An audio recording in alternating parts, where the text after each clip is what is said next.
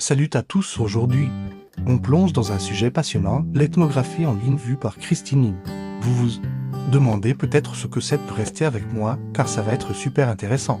Imaginez l'ethnographie traditionnelle, où les chercheurs partent étudier des communautés lointaines. Eh bien, Christine Ning nous explique que cette méthode s'est adaptée à notre ère numérique. Dans son ouvrage de 2020, elle nous montre comment Internet n'est pas qu'un simple outil, mais un véritable terrain d'études culturelles et sociales.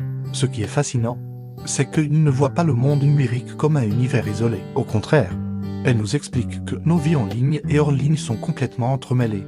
Pensez-y. Quand vous discutez sur les réseaux sociaux, n'est-ce pas une extension de votre vie réelle?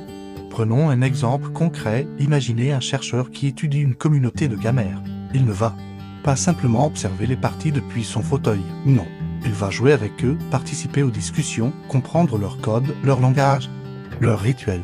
C'est ça, l'ethnographie en ligne, mais attention, ce n'est pas aussi simple qu'il y paraît.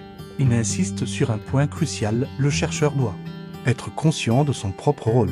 Comment sa présence influence-t-elle la communauté qu'il étudie? Quelles sont les implications éthiques de son travail?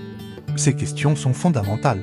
L'approche de Ling nous rappelle que le numérique fait désormais partie intégrante de notre culture, que ce soit sur les réseaux sociaux, les forums ou les jeux en ligne. Chaque espace numérique est un microcosme avec ses propres règles, ses traditions, ses dynamiques sociales. Si vous êtes passionné par l'évolution de nos sociétés numériques, cette approche ouvre des perspectives fascinantes.